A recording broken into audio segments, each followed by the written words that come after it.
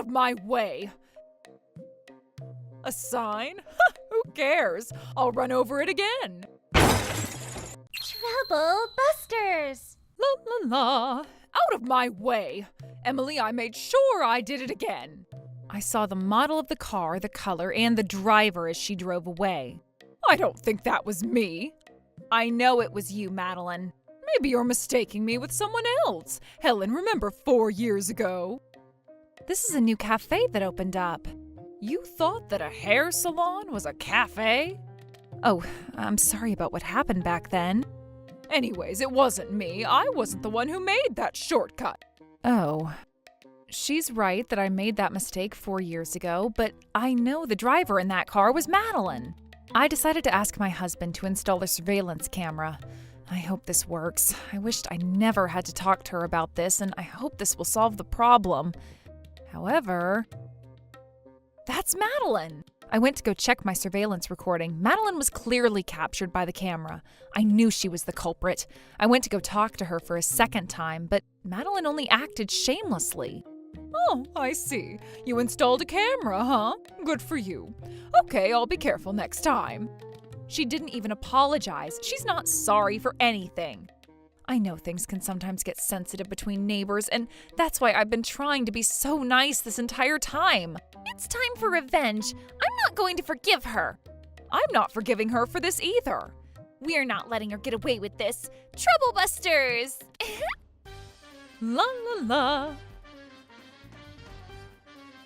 A sign? Who cares? I'll run over it again. What the heck? What the heck? What the heck? May I help you with something? Help me? Oh, what the heck have you done, huh? Oh my God, what happened? What happened is what you caused. I installed some metal bars to make sure no one was trespassing. Why did you crash into it?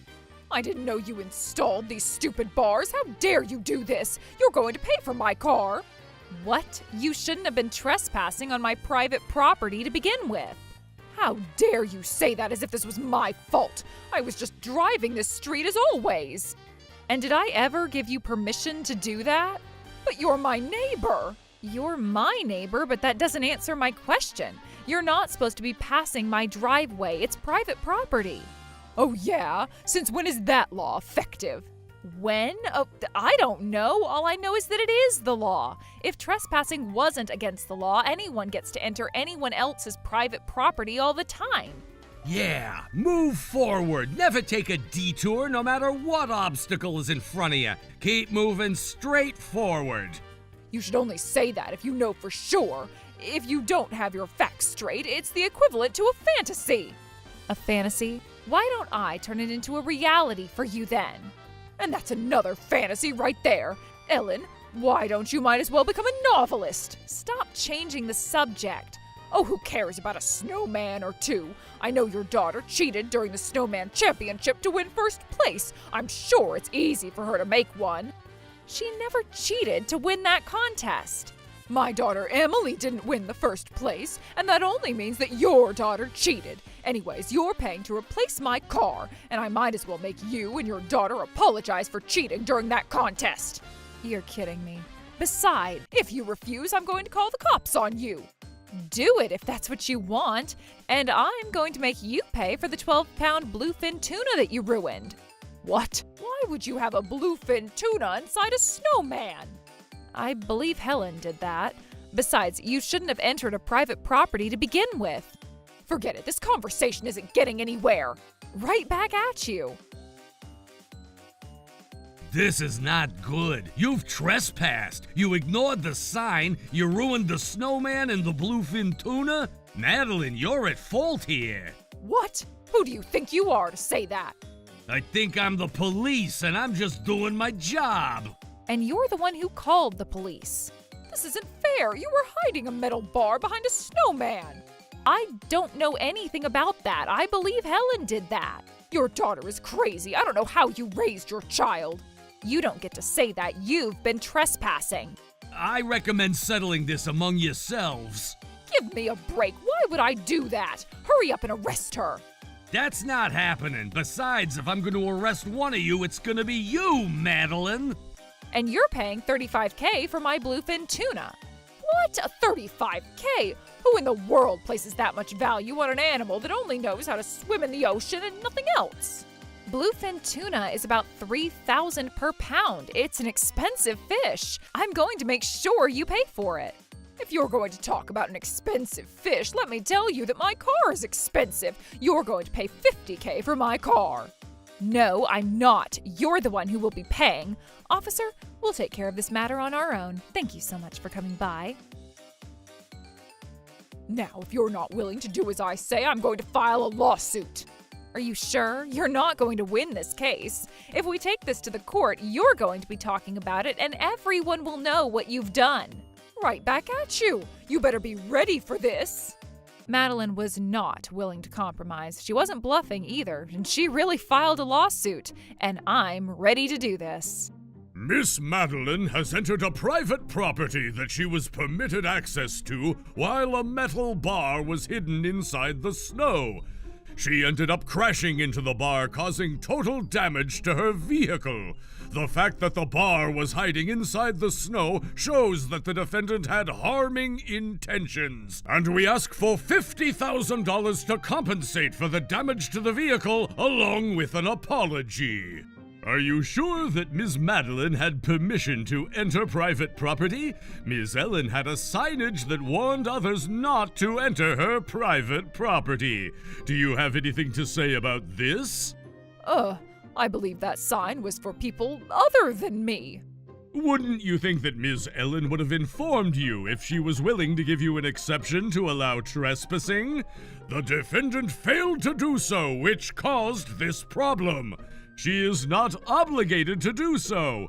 If there had been a verbal agreement is something that would only cause a he said, she said situation, while it doesn't prove or justify anything, so let's not forget about that. The fact that the plaintiff ended up with the damages on her vehicle was due to the fact that she chose to disregard the signage that the defendant had placed to warn others not to enter the private property. Therefore, Ms. Ellen is not at fault for the damages.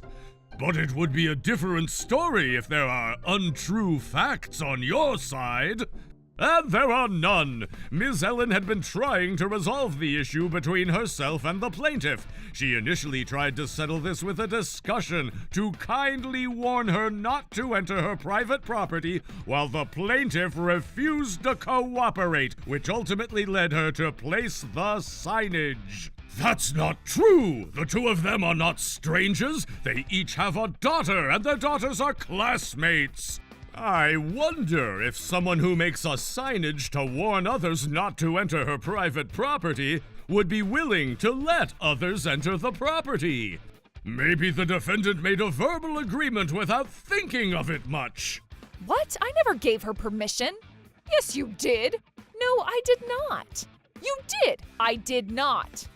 Stop it, both of you. There are way too many assumptions, and it is challenging to determine facts.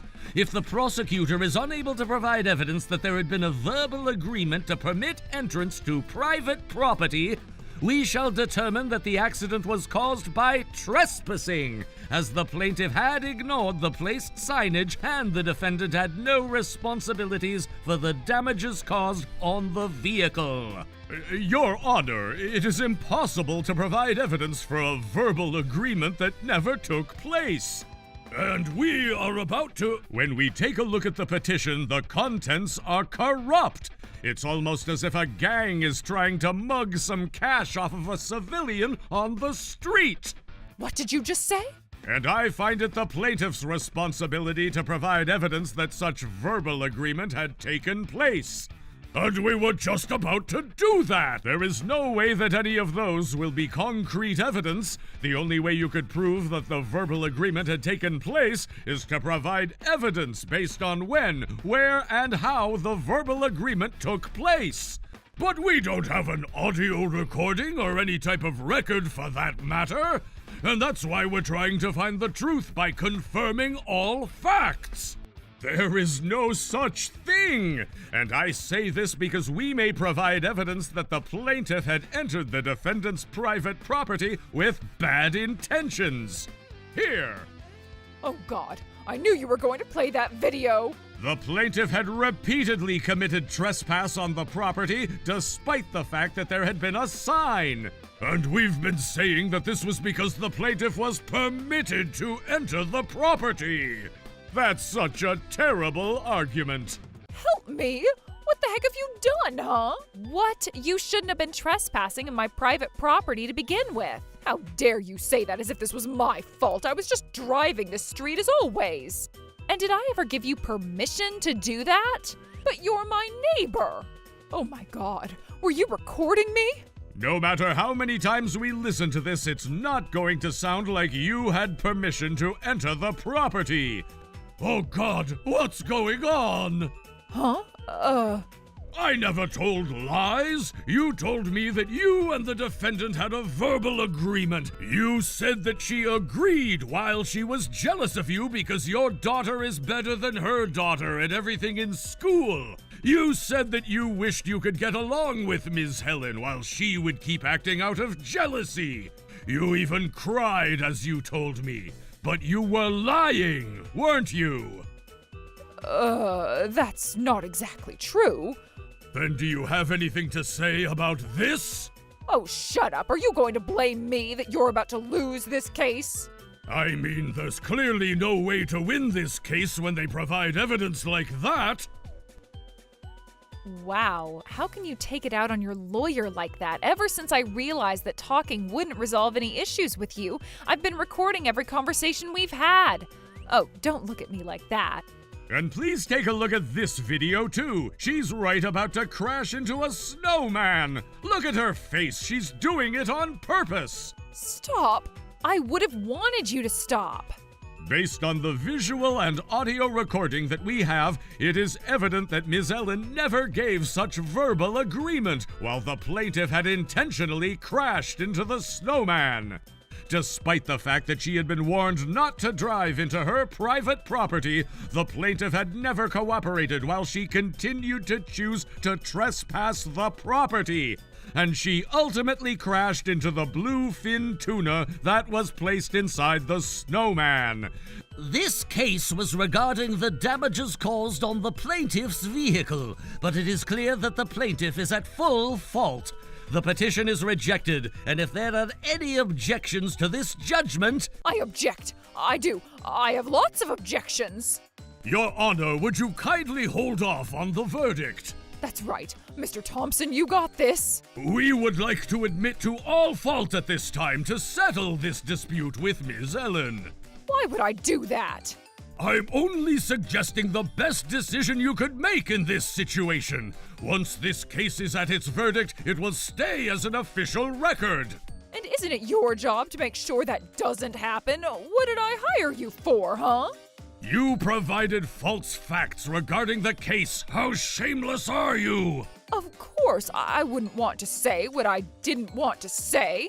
And that's exactly why we're losing this case. Listen, what you're trying to ask for is not going to happen. The more you go after this, you're only going to dig yourself a deeper hole for a lost trial. It's impossible to turn things around at this point. You're a criminal who trespassed private property with harassing intentions just to ultimately get your car wrecked. How dare you speak to me like that? And I don't mind if you decide to fire me on the spot. I had only made that suggestion because I was willing to do the best work I could do for your interest. Are you telling me that woman was a step ahead of me? I would never admit to that.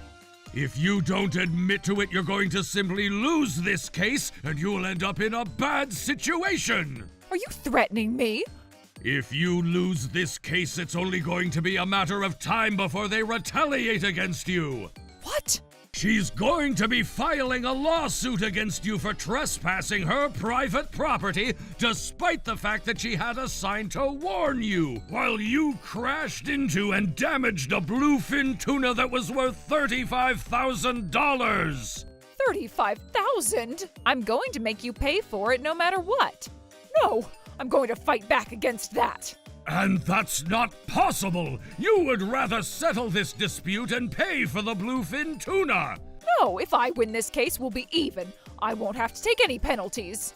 Your thought process is just like a gambler who's losing money. $50,000 that I got from life insurance, but I don't need to be afraid of anything as long as I win. The battle you're about to enter is something that you have absolutely no guarantee that you'd win. You're only relying on luck, and it's never going to go the way you want. But And this is going to be the turning point. You're going to be the defendant at this point.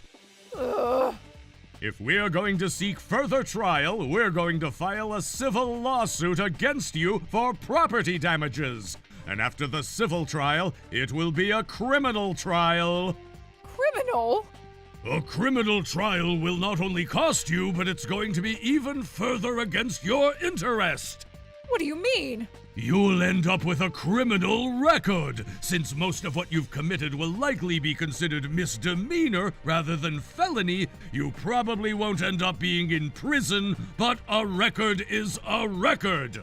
How would your daughter feel if she finds out that you have a criminal record? And what about your husband? Make sure you think carefully before you make a decision on how to proceed. To be honest, I'm touched with how Mr. Thompson still tries to help you out with the best course of action, despite the fact that he was told false facts upon taking on this trial. And you're taking that for granted. What a shame! I'm only going to do whatever it takes to give you the biggest damage possible out of what you've done. You can't talk to me like that! Okay, I guess this is over. Indeed, it's over. If you aren't willing to take any of my advice, that is completely fine. The verdict will be what it is, and there is nothing I could do at this point. Huh, you're such a useless lawyer. Don't ever show me your face again! As you wish. So now I would like to state the verdict. Of course, Madeline lost this trial, despite the fact that she no longer has a lawyer to help her out. I would like to appeal. Madeline still hasn't given up, but the judge rejected her appeal. Her attacks were finally over, and... What the heck? Now it was our turn. She was asked to compensate for the damages she caused by trespassing and crashing into my bluefin tuna. The defendant is found liable to pay $35,000 to the plaintiff. Oh my God! And we won the case, while we were still on a strong momentum. Oh my God, now the criminal trial. Ellen filed a police report. We moved on to the criminal trial, and of course the judge decided. The defendant is sentenced to 1 year of imprisonment with 3 years of parole. Oh no! And that's how Madeline ended up with a $35,000 debt along with a criminal record. And then we found her. I'm sorry. I'm so sorry. I'm willing to pay for the tuna, but would you please help me out so I won't end up with a criminal record? It's too late. The court already reached the verdict. Oh, I should have listened to Mr. Thompson. It was completely too late. All she had was to go downhill with her life, and she had no choice. As we all know what was about to happen, Madeline's husband and daughter were quite furious to find out about this.